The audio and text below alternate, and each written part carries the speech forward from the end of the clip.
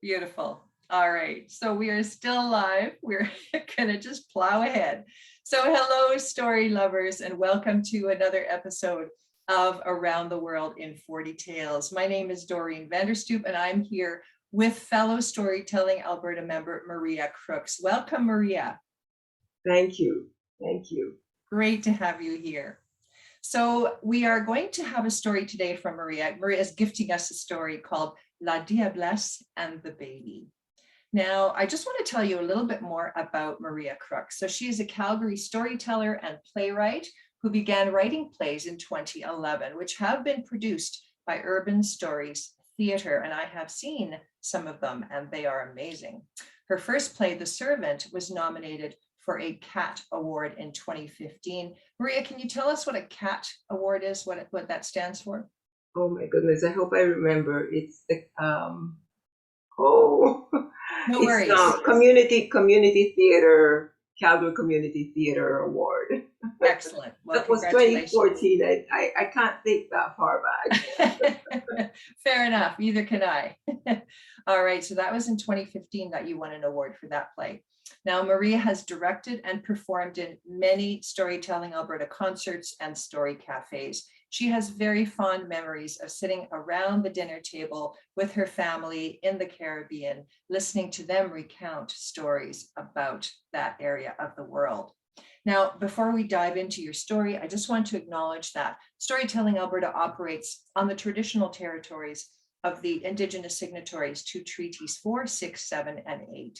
And this land also includes the Métis settlements and the Métis Nation of Alberta. We make that acknowledgement with a sincere effort at respect and reconciliation. So, Maria, please take it away. Thank you, Doreen. Good morning. My name is Maria, and my story this morning is called Diablesse and the Baby. Whenever I think of Diablesse, my blood runs cold and I get goose pimples all over. Diablesse, or Devil Woman, is a very tall, very beautiful woman who is known to roam the countryside at night on many Caribbean islands. She always wears a large brimmed hat that covers a half of her face and long dresses down to the floor that cover her feet.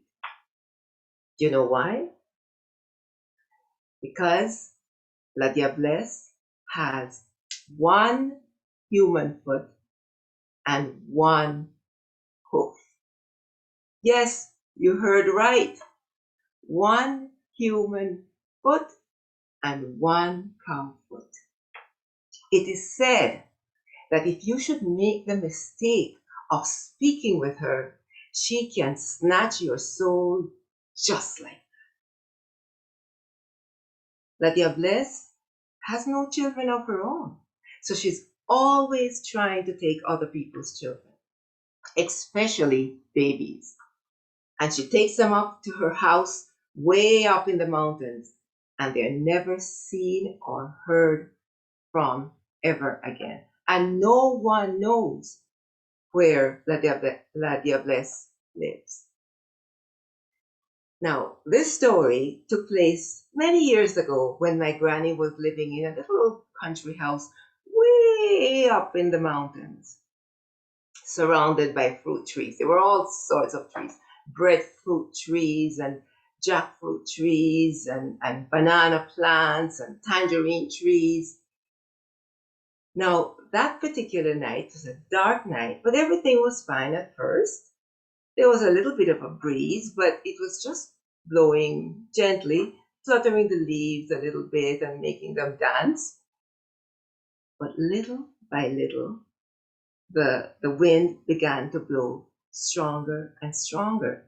So much so that the branches of the trees started to bend and sway and bend and sway, making a swishing and a swooshing sound.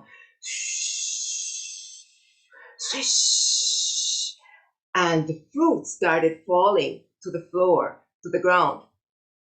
Breadfruit fell, and the tangerines and the mango, everything started falling because the wind was so strong. And then it began to rain. And the raindrops on the tin roof of Granny's house sounded as if someone was pelting the roof with stones, as if the devil himself was hurling rocks onto the tin roof. And of course, the lightning and the thunder started. So it made for a very, very fearsome night indeed. Now, above all that noise, the only other sound that could be heard was the sound of a little baby crying and the sweet voice of a woman trying to soothe that baby. Don't cry no more. Sleep, my little one. Don't cry no more. Sleep, my little one. It was coming from my granny's house. It was Granny trying to get this baby to fall asleep. Now, all of a sudden, there was a knock on the door. Granny stopped singing. She called out, "Who is there?" "It's only a little lady," came a voice from outside. "Is it all right if I sit on your veranda and shelter from the rain?" Granny was a little surprised and suspicious. Why would a woman be out so late at night and on a night like this, so far up in the mountains? But she figured that perhaps this woman had missed her ride going home and had started walking and had been caught in the rain. So she said, "All right, it's okay. You can sit on the veranda and wait until the rain eases." There was no other sound except, of course, the wind and the rain. And then Granny went back to soothing the baby. But then the voice from outside called again. "It is really raining a lot out here, and I'm getting wet, and the wind is blowing. Is it all right if I come inside and wait inside?" Granny was a very kind woman, and the thought of having this woman sitting out there getting wet was just too much. So she overcame her suspicion and she said, "Yes, you can come inside and wait." The door opened slowly and a woman stepped inside. Now, she had said that she was a little lady, but the woman who came through the door was tall and straight like a coconut tree. She wore a large brimmed hat that covered a half of her face, but despite that, you could see that she was beautiful. Her skin was dark and shone like ebony, and she wore a long dress that covered her feet down to the ground. Now, Granny got a chair and put it by the door, and without another word, the woman sat down. And Granny went back to the crib and tried to soothe this baby that would not stop crying. After a while, the woman said, "Let me hold the baby for you now." And now poor Granny had been up all night trying to soothe this child that would not go to sleep. So she probably thought maybe somebody else might have better luck at trying to soothe this baby. So she bent down to pick up the baby.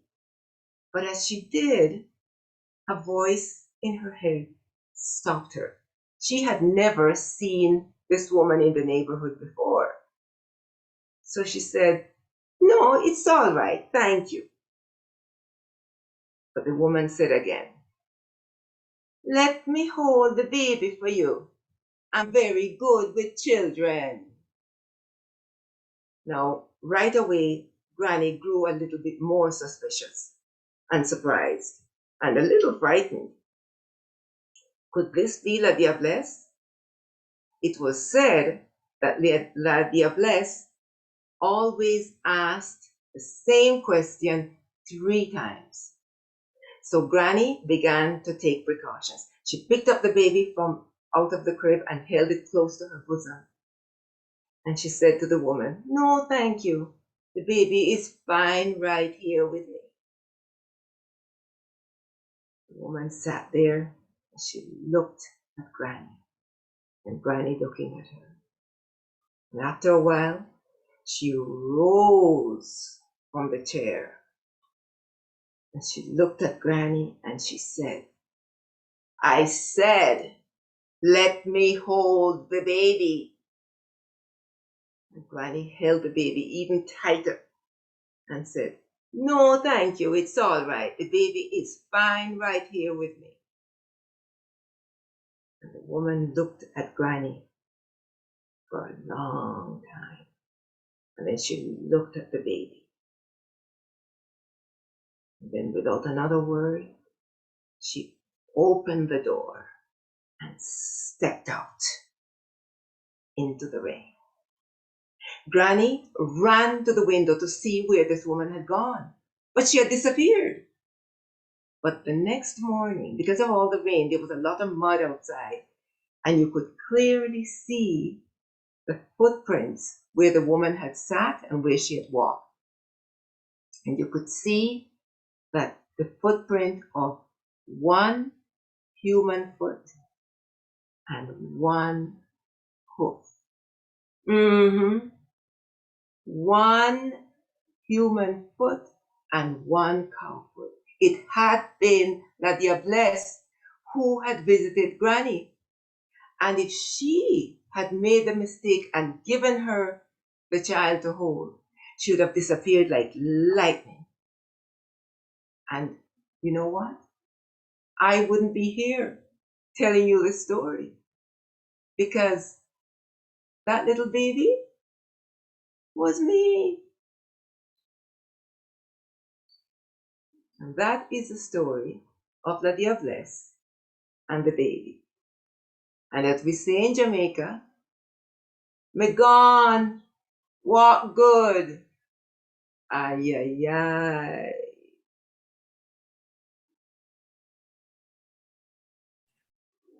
Maria, that is a marvelous story. I have goose pimples and an icy finger went up and down my spine. That was awesome. Thank you so much for your gift of story You're today. welcome. For anyone who would like to reach out to Maria or to anyone at Storytelling Alberta, please send us an email at storytellingalberta@gmail.com. And to check out our other amazing stories that we have for our 40th anniversary, check out our website at storytellingalberta.com. So thank you again, Maria, for joining us today. Thank you, My listeners. pleasure. Wonderful. Thank you, listeners, for joining us. And we'll see you again next Thursday when we will have another tale to tell.